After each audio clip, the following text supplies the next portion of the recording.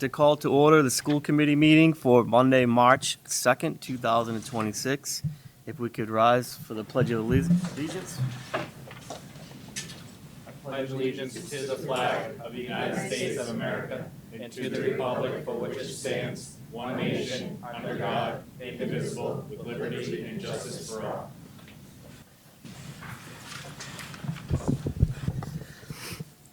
I'll read the Leominster School Committee statement. The committee represents the needs of all Leominster Public School students and places their interests above all others. We will exercise leadership, adhere to our protocols, and base our decision upon reasoned assessment of all available information. We will advocate for each of our schools and support high-quality public education in Leominster. And we'll begin with public comment. Is there anybody in the audience or online? Okay, step right up.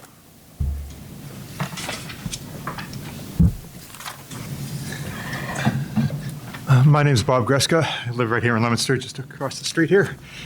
Just a quick comment, really, and it's mostly just about the public notice of websites and stuff for the committee meetings. It's really difficult to figure out when you're meeting, what's happening, what the minutes are. Things are very old or just not posted. There's one site that's a year behind. There's another a month behind, but it's really difficult to tell when you're having a meeting. The last one posted for the main school committee was the inauguration day, and it's a blank list. There's nothing since.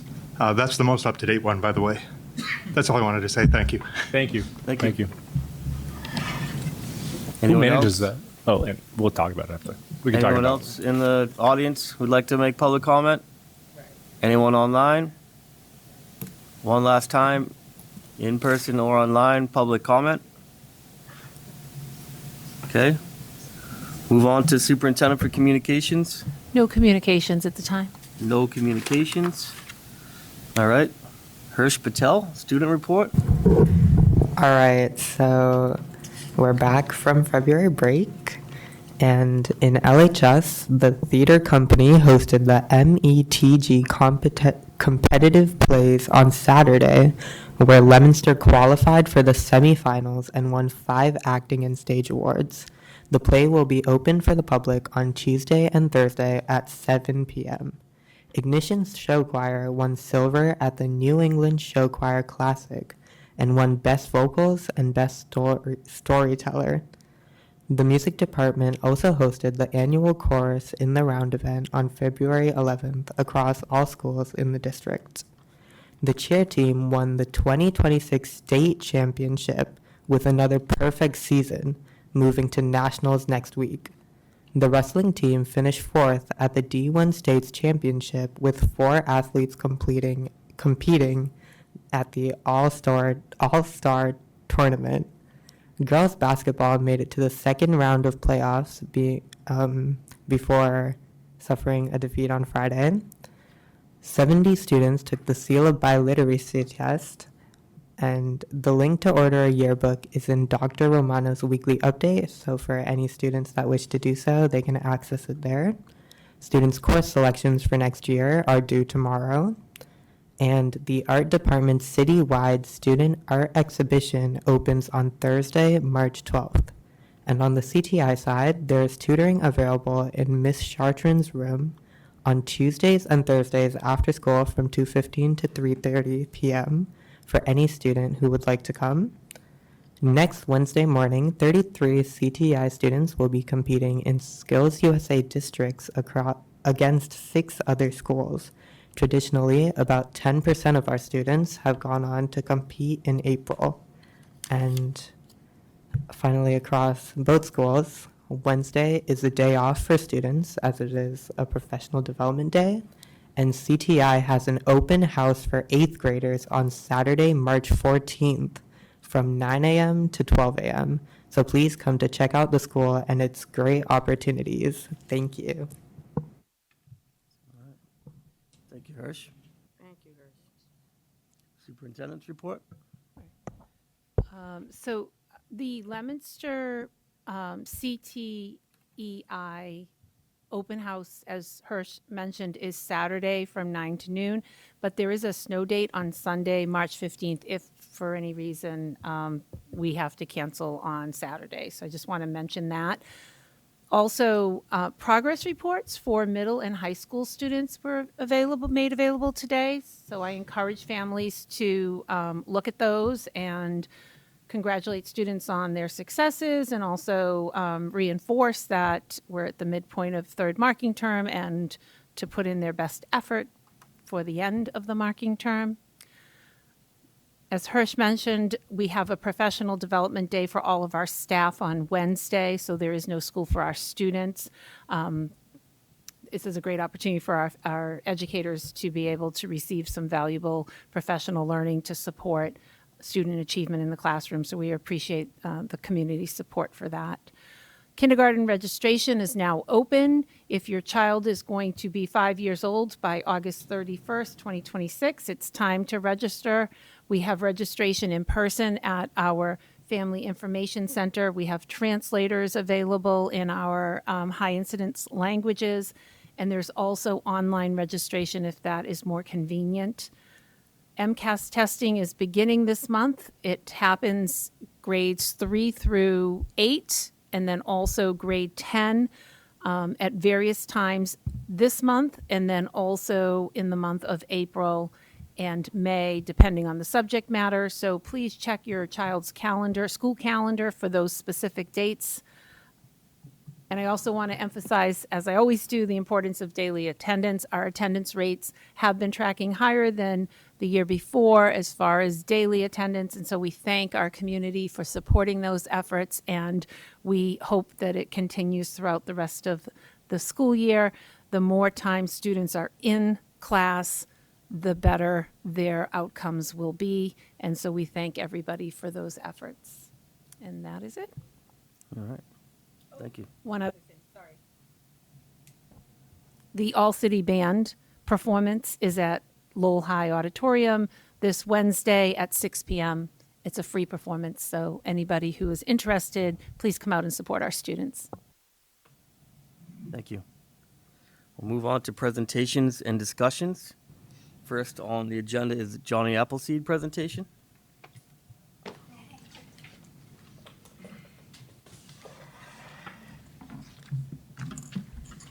Right. We're live. This good? We're good. I think Okay. we're on. All right. Good evening, school committee. We don't do anything alone, so we're here together. I'm Principal Bevan Tapley. I'm principal of Johnny Appleseed Elementary School. This is my third year as principal at the school and my 24th year as an employee of Leominster Public Schools. And my name is Katie Gingras. I am the assistant principal at Johnny Appleseed School. This is also my third year in this position, but before that, I was the school guidance counselor for 9 years. So I've also been in the district for a little bit of time. And tonight we're gonna dive into all things Johnny Appleseed. So I'm gonna give you a little summary of the things that we're gonna be talking about. So just a quick snapshot of JA, our enrollment numbers, what that looks like by grade. We'll talk a little bit about our high-quality instructional materials, recent building projects. There's been a few makeover changes at the building. We will review our school improvement goals, some data. We'll talk about our PBIS, which is our positive behavioral intervention systems, our collaborative problem-solving approach, and student leader of the month. Some attendance initiatives that we have at the school right now, some PTO school events that we have had, and some upcoming events at the school as well. I also want you to take note of the difference in our presentation compared to John's later. Ours is very elementary, and it's quite obvious, you know, where we land in the district. We were talking about that before we came in. So a quick snapshot of Johnny Appleseed. We do have close to 700 students. As of just the other day, I think it was actually 685 now. We have 6 grade levels, K to 5. Most of our grade levels average around 115 students, grade 4 being extremely large with 125 at this time. I think that says maybe 128 there. We've lost a few, but our kindergarten being at 95. This is, I want to say, our grade 4 I think is traditionally high across all of the schools because that was the year parents made decisions to perhaps keep their kids home and start them a little bit later for kindergarten.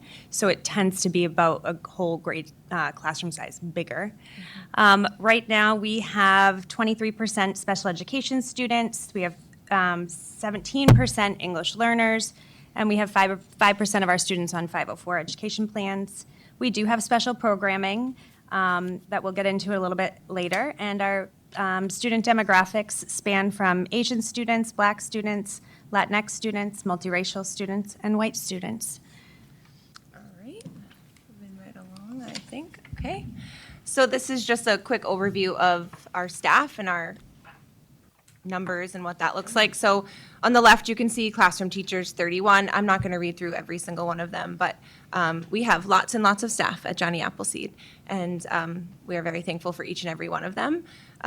We do have a few openings right now that we're trying to fill, but this is just an overview of what we have for staffing throughout the building. And you can tell we have fun because the picture on our slide is actually a competition that we had put out to staff to send us their family photo. This is a team of our special related service educators, and they ended up winning that competition. Yep, they won. Yep. So right now at Johnny Appleseed, we do have special programming that includes our life skills developmental program. That spans from kindergarten to 5th grade.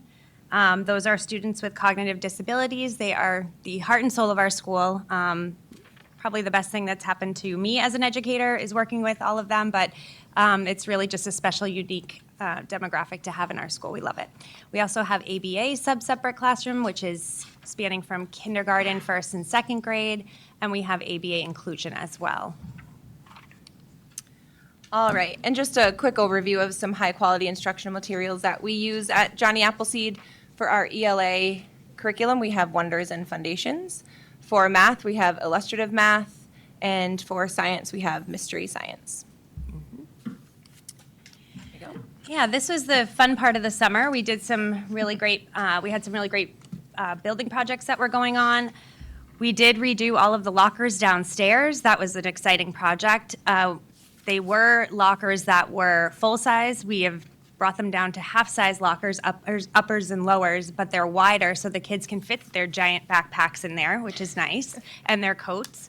And now we have enough lockers for all of our students downstairs. It was a really great project, and we're grateful for that. The middle project here is actually something that Katie and I really were ambitious to want to do. Our staff lounge was really outdated and really just like dingy looking. So over the summer, we had made some improvements to that as well. And it's just become a really nice place for staff to collaborate and be congenial, and it's uplifting.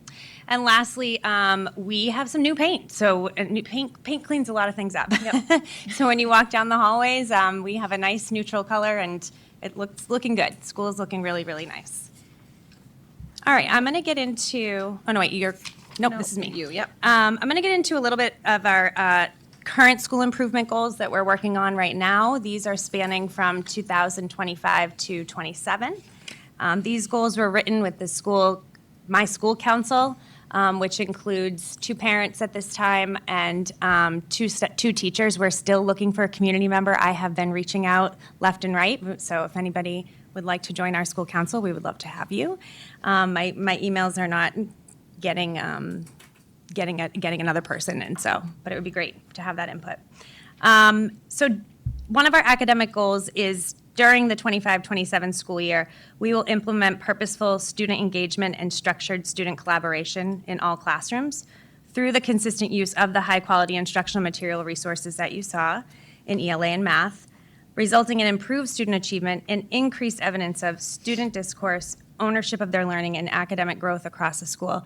This one is really, really important to all of us, and it really has our teachers honing in on their own teaching practices as they push students to really become critical thinkers, problem solvers. They're thinking about what the learning that they're doing in the classroom means to them and their outside world. And we're monitoring this a lot through just walkthroughs as administrators. We have our classroom teachers working together during their professional learning time to be really diving deep into data to talk about and collaborate around these strategies. Because these strategies, it doesn't matter what lesson you have in front of you, if kids are engaging and you have good, strong student engagement strategies, and if kids are speaking to one another, you're going to get just amazing outcomes. That's what our hope is here for improving student achievement. Our academic goal number 2 is during the 25-27 school year, the school will improve student achievement in mathematics and ELA by increasing the number of students who meet or exceed iReady. This is always our goal. But staff will utilize the diagnostic data that they have and to inform their instructional planning, implement targeted supports during core and intervention blocks, and monitor student progress through consistent data cycles. This is something new to us this year. We are really diving into it and making sure that these data cycles are happening and they are looking at student work. The best way to see whether or not your kids are learning is to have those examples right in front of you and make adjustments as you go. We're continuing with this social emotional learning goal. Sorry. There we go. The goal will be achieved by fostering a positive and inclusive school culture and providing professional development opportunities for educators to effectively integrate social emotional learning into daily instruction. So anytime a teachable moment comes up, we want our staff to feel comfortable being able to address that and embed it into their teaching practice.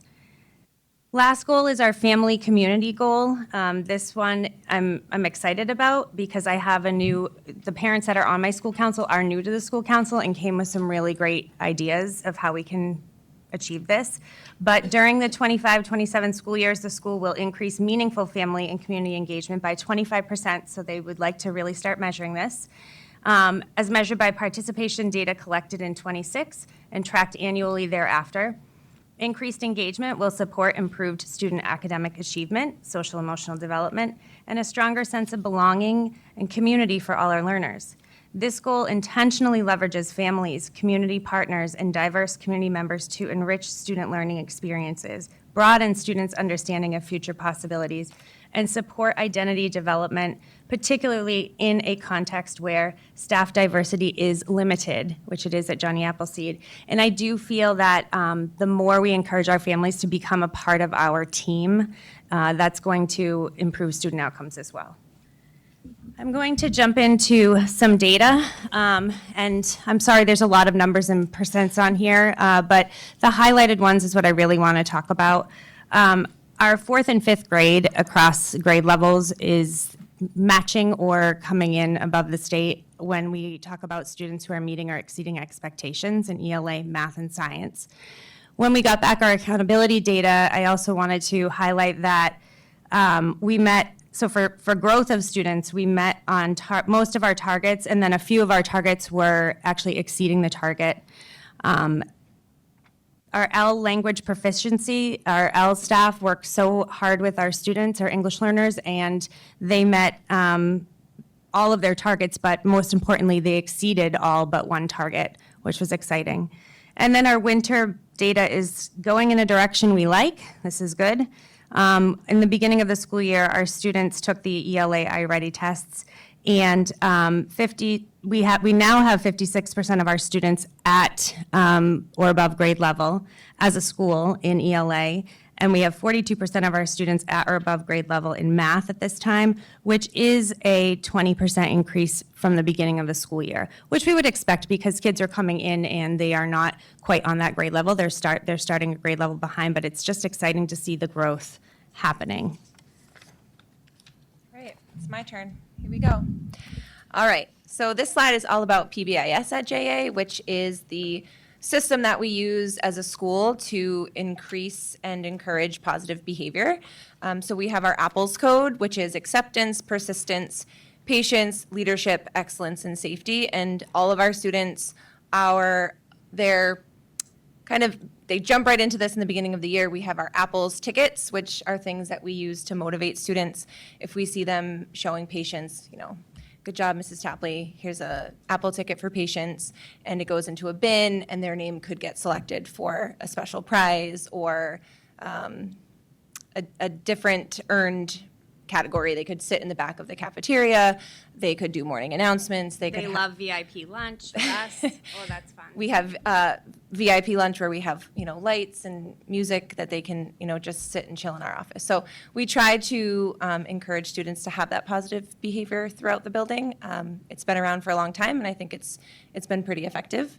We also have Student Leader of the Month, so those are different character traits each month where students identify a student within their class that exemplifies whatever character that trait may be, and they're presented to them at lunch in front of the entire grade level. We also have I'm going to go to collaborative problem solving first. So this is an approach that has been around in Leominster for several years, and it's really the idea that kids do well if they can. And if a student is struggling with whatever they're struggling with, well, what's in the way, and what can we do as the adults and the educators to help them build the skill to get to a place where they're comfortable and successful. So at Johnny Appleseed, we really take this approach all the time. If a kiddo is struggling with, it could be academics, but it also could be behavior or problem solving or emotional regulation. So just really having that mindset that kiddos will do well if they can, and if they're not, what can we do to support them?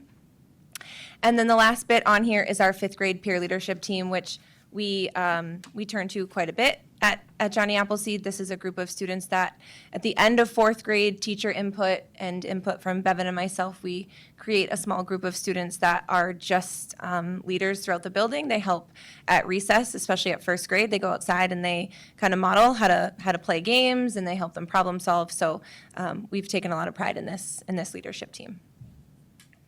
I think We this try to is- get- oh, yeah.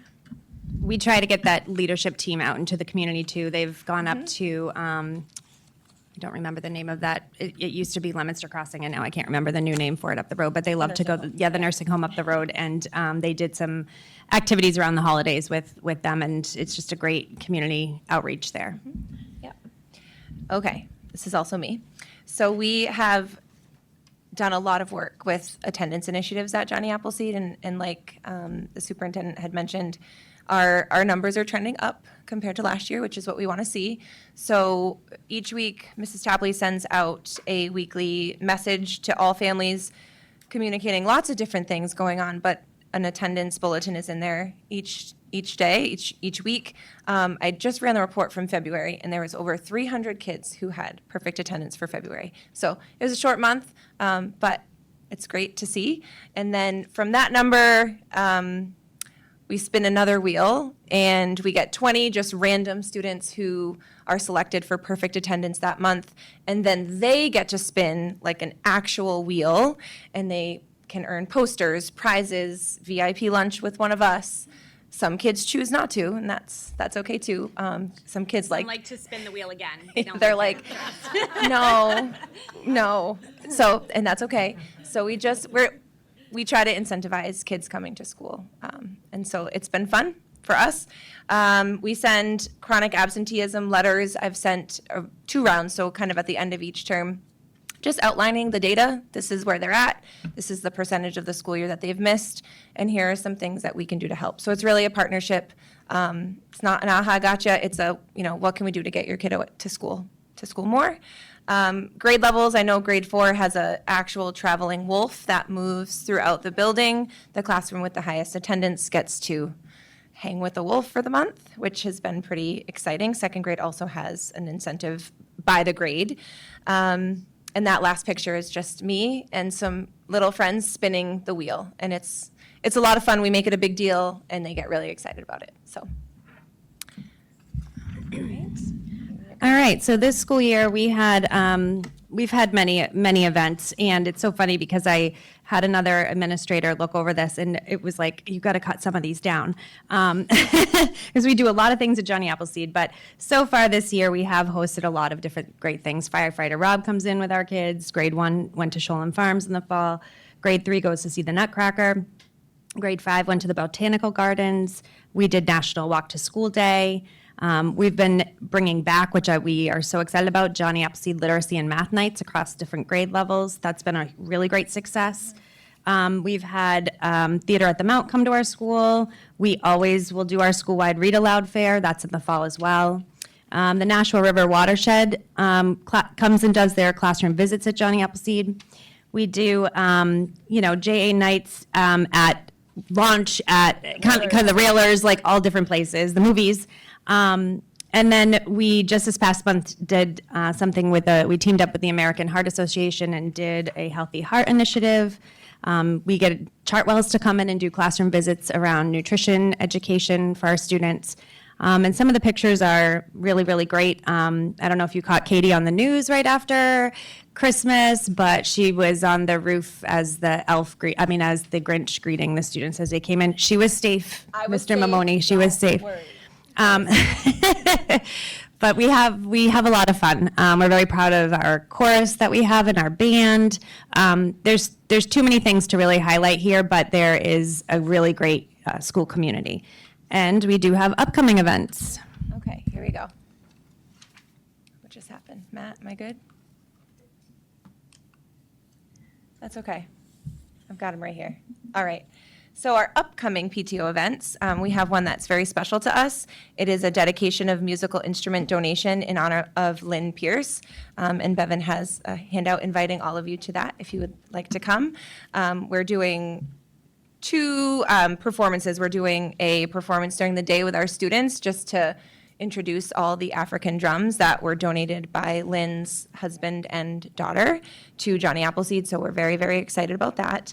It's called Live Life Out Loud. So you guys will get that handout. And then we'll do a night performance as well. The Discovery Museum traveling science field trips for all grades, they will be starting to come this week. Our K-2 classrooms will have some bubbles presentations, and then 3 to 5 is chemical reactions. Is that correct? Okay.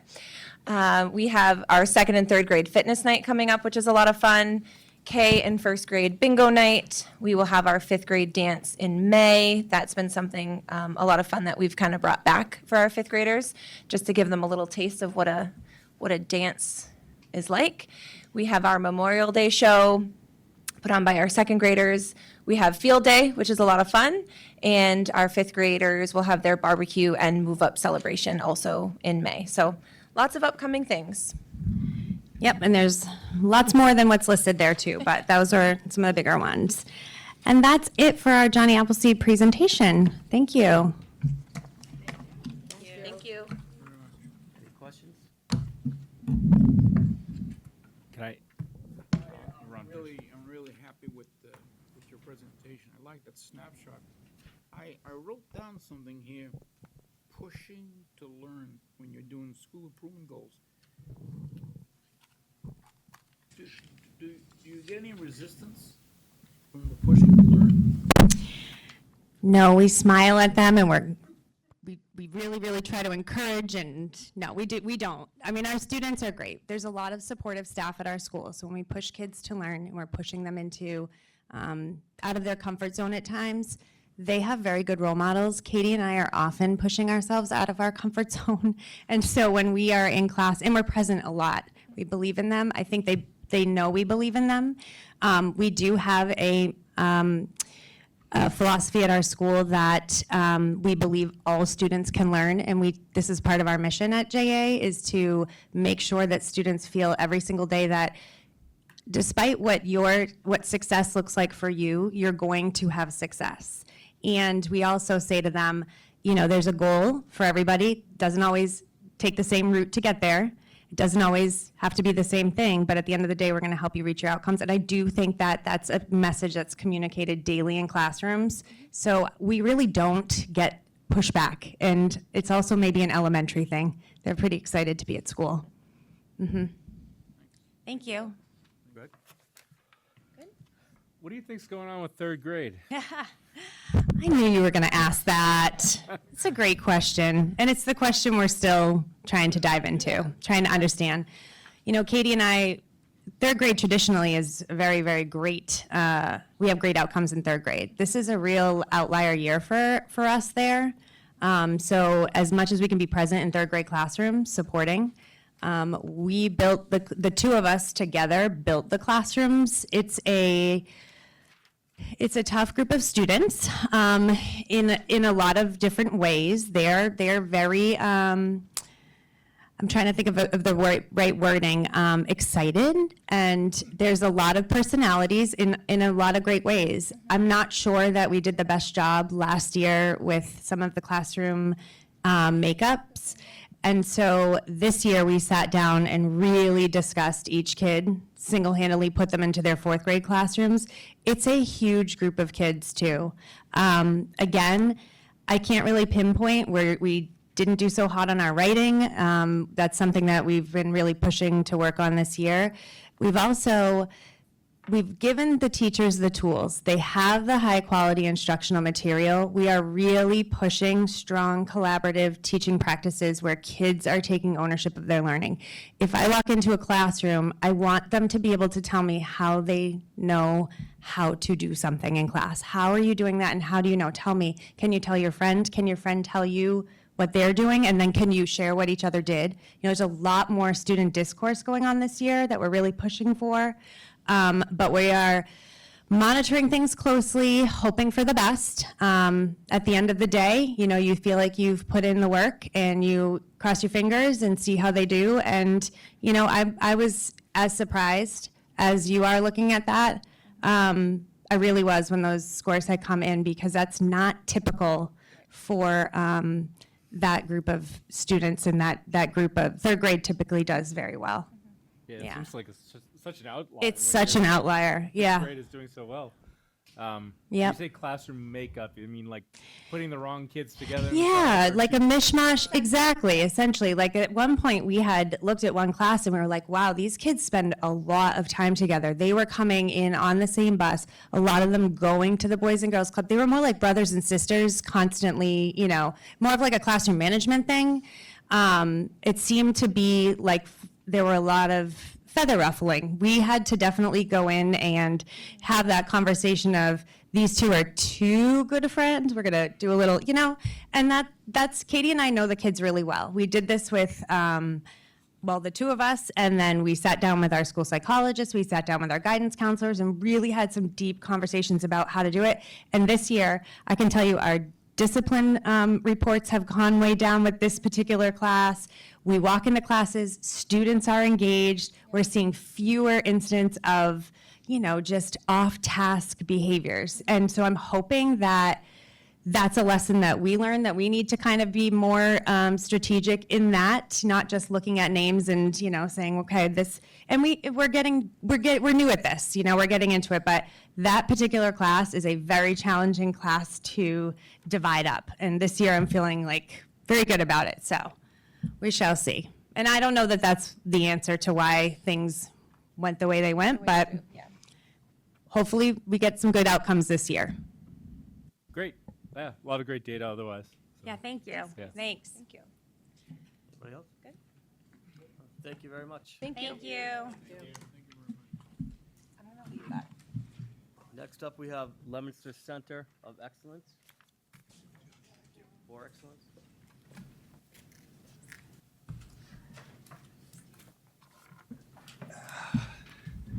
Good evening, everyone. Hello. I'm John Vancelette. I'm the principal of the Leominster Center for Excellence. This is my 6th year here. And I do experience pushback. I didn't even ask him. I'm proactively answering you. I like it. All right, so at the Leominster Center for Excellence, we have 2 distinct programs. We have the Innovation and Career Academy and the Empower Ed Credit Recovery Academy. We're located at 236 Lancaster Street, 2-floor building. ICA, we call it. The Innovation and Career Academy is on the 2nd floor. Empower Ed is on the 1st floor. And Empower Ed shares teachers with Leominster Academy. And we share a lot of the same, like learning platforms and whatnot. And feel free to interrupt me at any time with questions. Sometimes when I get going, I tend to go fast, so if you need me to slow down, I'm happy to. Our purpose and practice, real quick, I'll read through our mission, our vision, and our instructional focus. Our mission at LCE is to provide a safe and supportive environment where students engage in real-world learning activities and interest-based activities while building strong academic skills, knowledge, and a path to post-secondary success.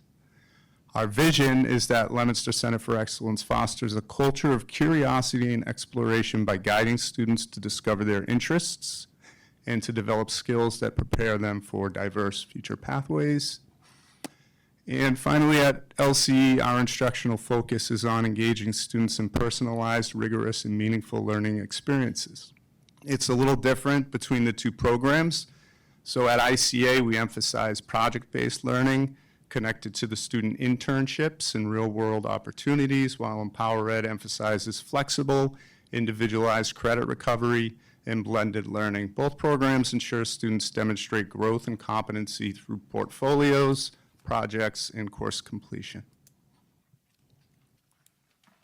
I will quickly go through our goals. Our first goal is a student learning goal for ICA.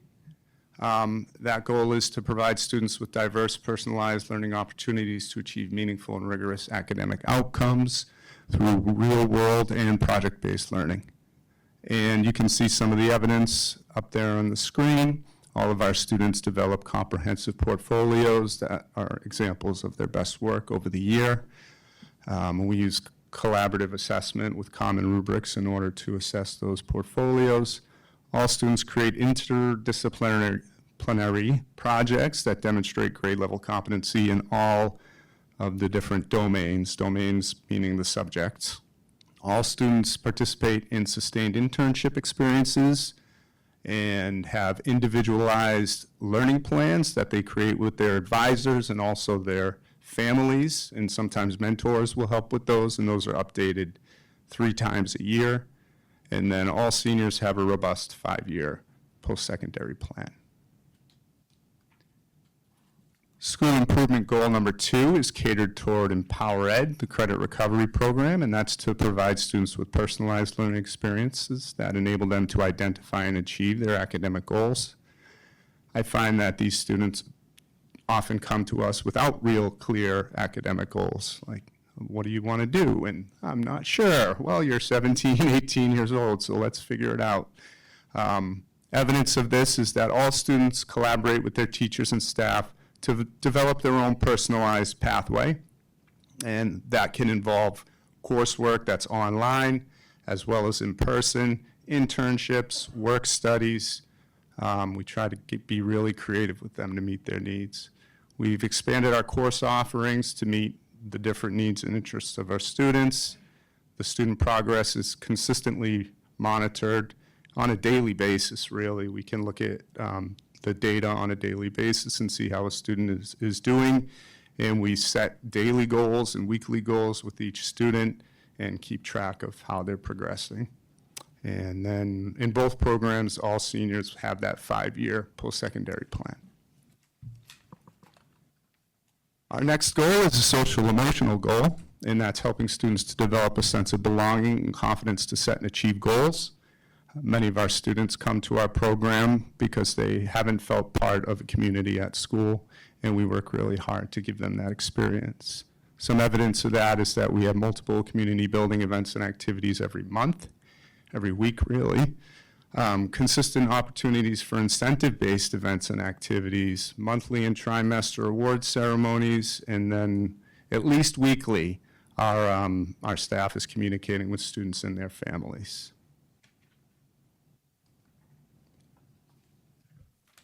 Now I'm going to dive into the Innovation and Career Academy, give some specifics on that program, and then talk more about Empower Ed. So at the Innovation and Career Academy, it's a lot different than a traditional school. We're not doing a lot of tests. Students are not going to like 6 different periods with 6 different teachers. Basically what they have is an advisory that they're part of. Each grade level has one advisory, and the students are in that advisory with their advisor for a quarter to a half of the day every academic day.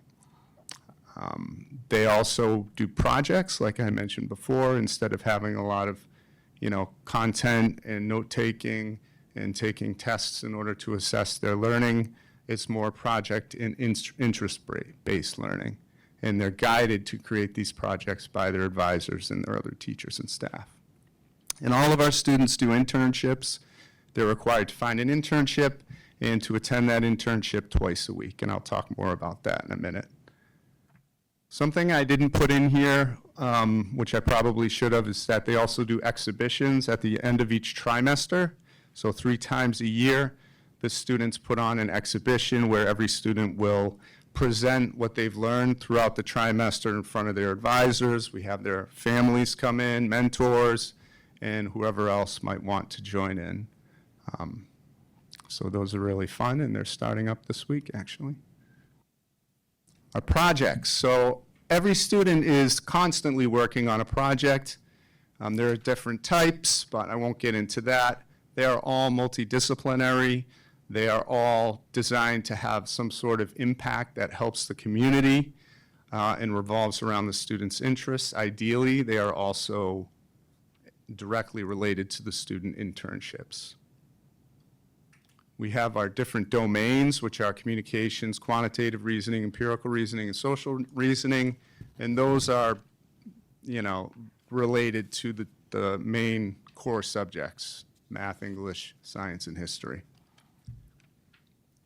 For internships, we have an online platform that we use in order to catalog and track data for internships. It's called Emblaze. Our students are required to do a certain number of hours of internship every year. So our freshmen need to do 250 hours, and our sophomores, juniors, and seniors need to do 275 hours. So when a student goes to their internship, they have the app on their phone or on a computer, and they sign in, and it's GPS calibrated, so we know what time, and we know that they actually are where they say they are, and then they sign out at the end of the day. And while the students are at their internships, our staff are out in the community visiting them, having meetings with their mentors and with the students and helping them with their project work. There's a process that we guide our students through. The first step in that process is to begin researching, so we help them to identify their areas of interest and then find possible internship sites that relate to that area of interest. And then we help them to develop phone scripts and elevator pitches, call the potential internship site, set up an interview, do the interview, and potentially have a shadow day that would turn into an internship. Here are some past and present internship sites. I've just listed a selection of them. And we have over 400 internship sites in our database, with more we're discovering every year.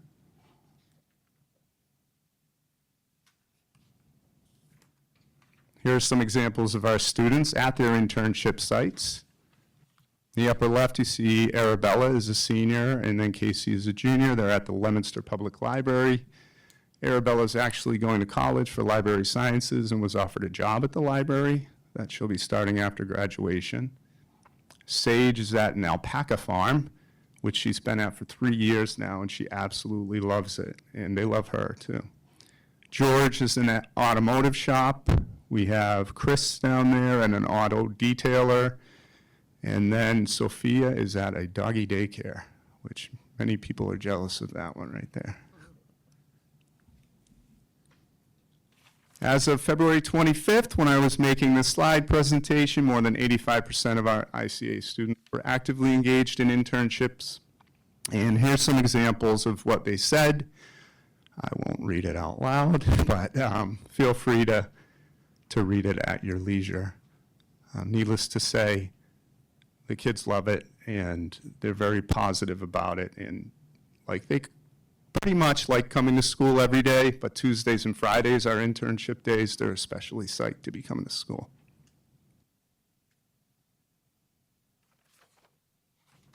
Okay. I think I'll pause for a minute before I talk about Empower Ed. Are there any questions specifically to ICA, or would you like me to just keep moving forward? I did have a question. It said all seniors have a robust 5-year post-secondary. I circled it. Yep. What does that mean? Yeah, they develop a portfolio. So we have a rubric with expectations for that portfolio. For instance, they have to have an updated resume, they have a financial plan, which is supposed to last for their first year after they graduate. They have whatever college applications they've done, reflections from college visits, and any other ancillary materials they want to add. And what happens when they're done after 5 years, after the robust 5 year, what happens? When they graduate, we hope they follow their plan, and their plan should lead them to future success. That is the hope. And is there anything to show that they failed or succeeded or failed, or what's the, if they have to, if I guess, if they don't succeed, what do you have in place? We don't have anything, honestly, right now. I think that it'd be a great idea for me to do like a 5-year follow-up with each student, maybe a survey or something like that, to try to track them down and see how they're succeeding in life. But right now, at this point, it doesn't exist. Other questions? All right, our second program is Empower Ed. That is the credit recovery program. And I listed some statistics up here. In 2024-25, last year, we had 35 students enrolled throughout the year, average age of 17 and a half. Students need 250 credits to graduate. The average credit total was 148 for our students last year. We had 30 seniors. By the end of the year, 26 of them had graduated, and then the remaining 4 have graduated since. So we had 100% graduation rate for Empower Ed, and we're very proud of that. Our teachers did an awesome job, counselors, everybody really. Today, so far, we have 33 students. We're actually up a couple. We enrolled a couple more recently. So I think we're at 35 now. Average age, 17.2. Average credits is a little bit lower, but still in the same ballpark at 127. Calculated the average credits earned for the first semester, and that is 44 per student on average, and that's a 14 credit increase from last year. So we're tracking even better than we did last year. And we've already had 6 students meet their graduation requirements. 4 of them were the holdovers from last year, and then 2 more students that were able to complete their coursework early. And I have some quotes from some of the students regarding their experiences at Empower Ed. As you can see by these 3 quotes, and I have plenty more, often these students are not having success in a traditional setting, and they come to us, and because of the personalized learning pathways that we offer, they're able to have better success.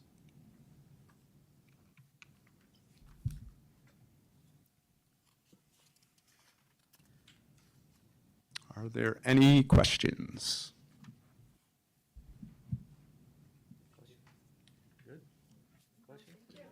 Oh, all right. Thank you so much. I appreciate it. Thank you very much. We're moving on to the voting on the 2026-2027 school calendar. Before we take the vote on it, just we usually check to make sure someone's checked on religious Graduation. holidays and things like that. Graduation date. Everything good? So this calendar I have brought before our school administrators for their review, and also our LEA partner for their review. And so I think we've captured everything, and then Christine Silverman goes through it with a fine-tooth comb to make sure we've hit every holiday and our graduation date is correct and so forth. So I think we've had a lot of eyes on it at this point. Perfect. All right. All in favor? All right. Passes. All set. Yes, Dean will be a yes. And we're not in conflict with any holidays, any religious Jewish holidays or anything? I don't believe so. In the bottom right-hand corner, we put all of the the dates of all the Jewish holidays and other holidays. Okay, good. Thank you. All right, thank you. Move on to the CAPS update. Yeah, there's a lot going on, and essentially, the most important thing is that the school that the building they were renovating on Mechanic Street Jesse went in, did an inspection, and it was approved, and it was a go on February 24th, they started. Yeah. I still need to get over there, though, to take a look, but it's supposed to be, it looked pretty impressive when I looked at the diagrams, so it's a great program. Perfect.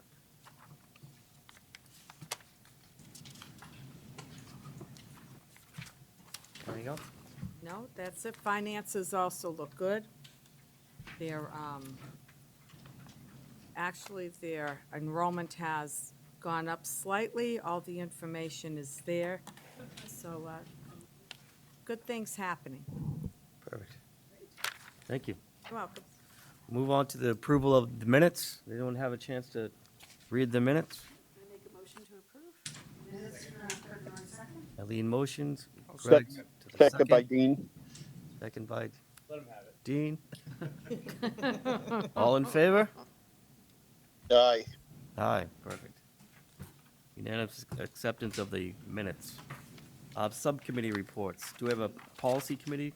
We have not had one since our last meeting. Okay. Finance updates.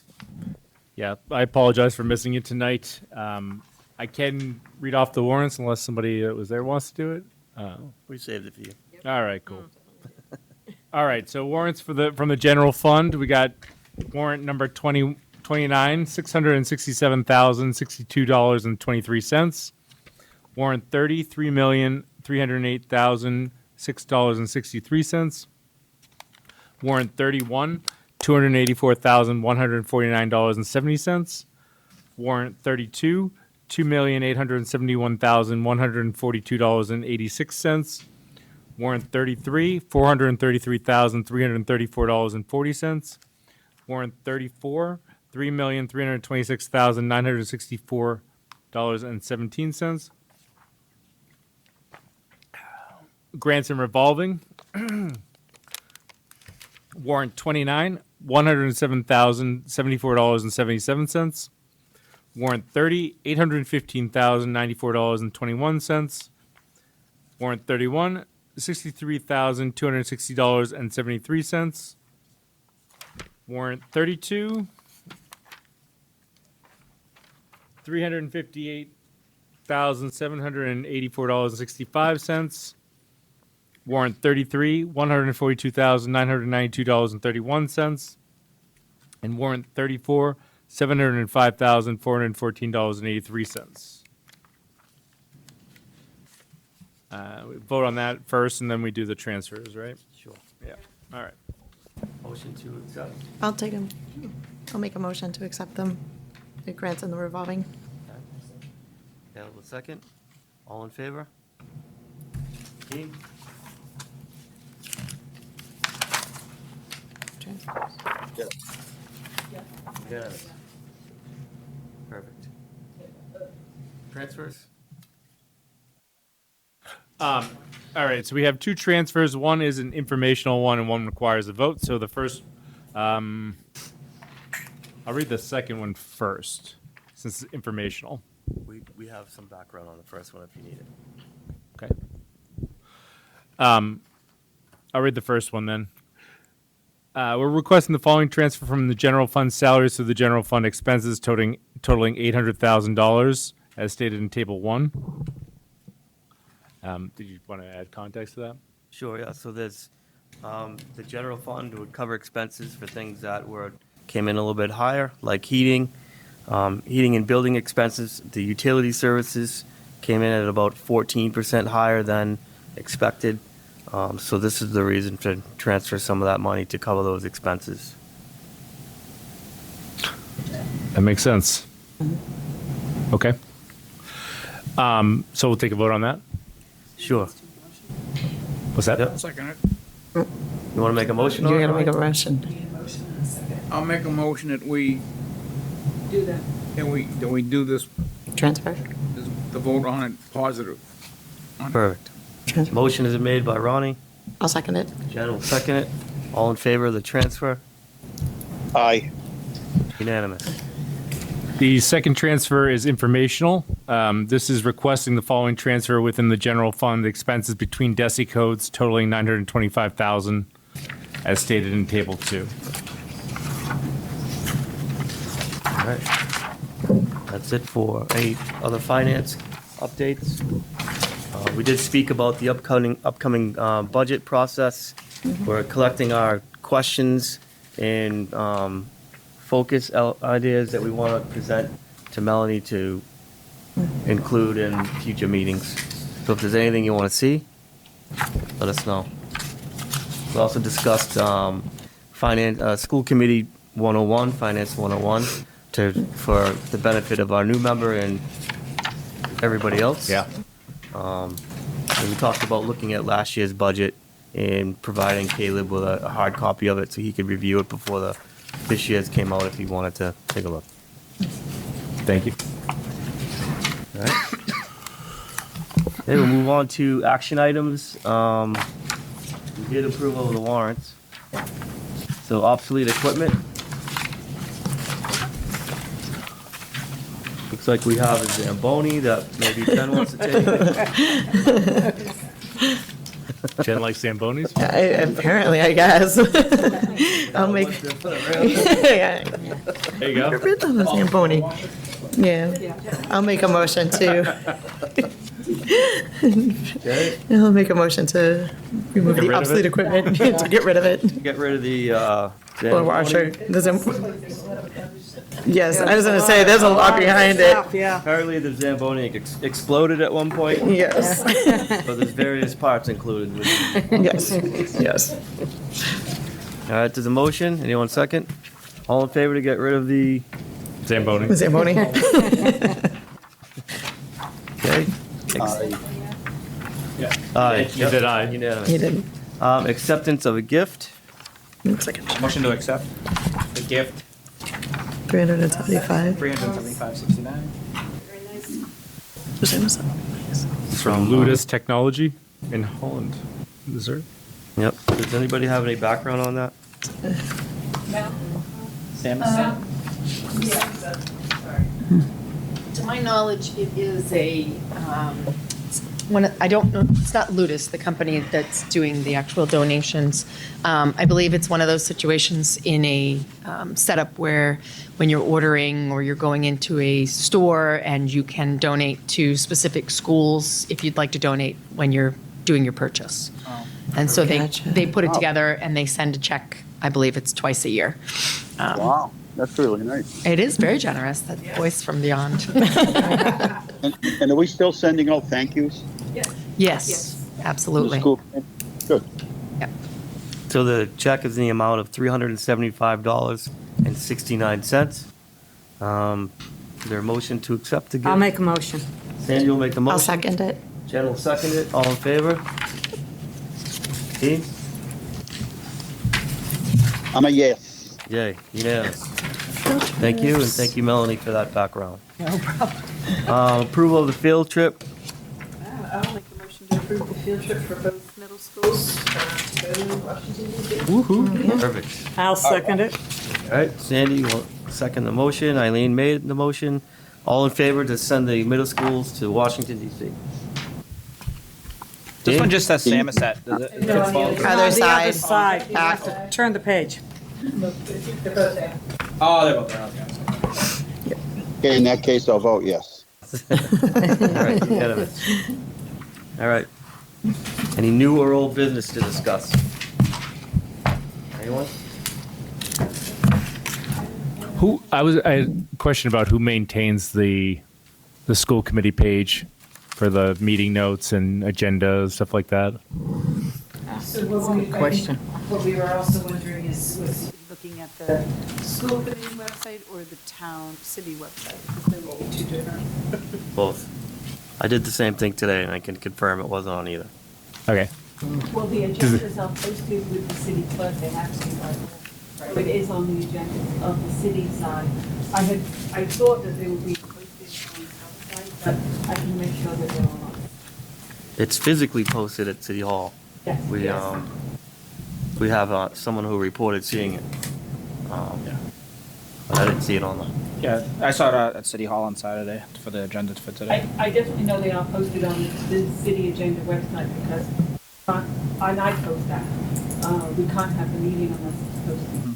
Perfect. But what was there was the gentleman who made a presentation tonight at public comment that there was, Yeah. Yeah.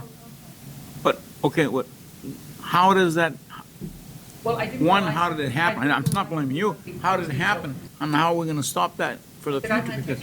Because Christine's gonna, Christine's gonna fix it. he's gonna investigate it and then execute a correction on that. Because otherwise, we look like we got L written on our forehead. Yeah. So we'll put it on the agenda for next month, next meeting, to make sure that it's visible on both the city website and the school website, and that it's easily accessible. And on top of it, What we used to do in past packages, we put the minutes separate from the packet, but then we just started posting the packet. I didn't realize the packet wasn't posted. But I'll make sure that the packet's up. I was just going to comment the minutes alongside everything else also should all be posted. Yeah. Thank you, Chris. Oh, Sandy has an item. Just something minor. The city council did approve my appointment to the Fallbrook Building Committee Oh, nice. Okay. Tuesday. Congratulations. Thank you. They're gonna regret that. I know. Projects. Just kidding, Sandy. Projects Love are going you. to be delayed.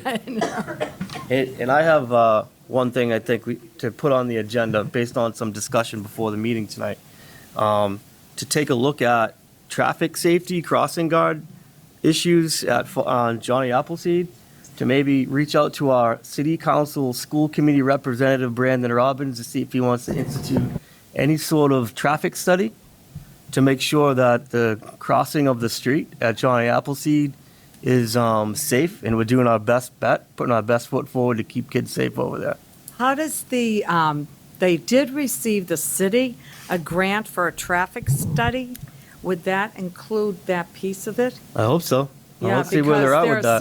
several, they just formed that committee recently. Well, let's, And Sue Kohler is on that committee. Christine, could we write a letter to that committee on the city council for an update?